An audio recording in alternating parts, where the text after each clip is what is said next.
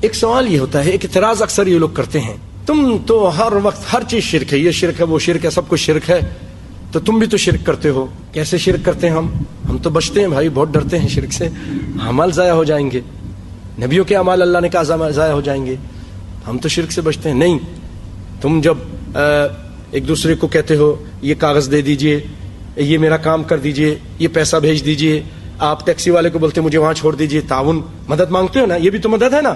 کسی کے قرض مانگتے ہو، کسی سے بولتے میری ہیلپ کر دیجئے، یہ بھی شرک ہے نا، پھر یہ بھی شرک ہے، آپ بھی شرک کرتے ہو، آپ بھی مشرک ہو گئے۔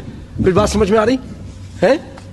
اس طرح یہ اعتراض کرتے ہیں۔ بھائیوں، ہم ان چیزوں میں ان لوگوں سے ہیلپ اور مدد مانگتے ہیں جو انسان کی طاقت میں ہے، اور اس کا اللہ تعالیٰ نے اجازت دی۔ کہاں اجازت ہے؟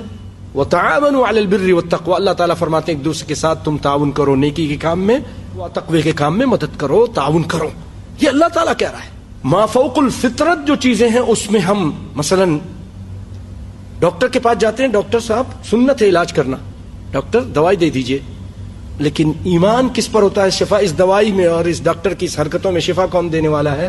اللہ۔ شفا اللہ سے، اللہ رات کو اٹھ کر تہجد میں کہتے ہیں اللہ دوائی میں نے پی لی ہے، شفا آپ دے دیں، تیرے نبی کے سنت پہ عمل کیا ہے۔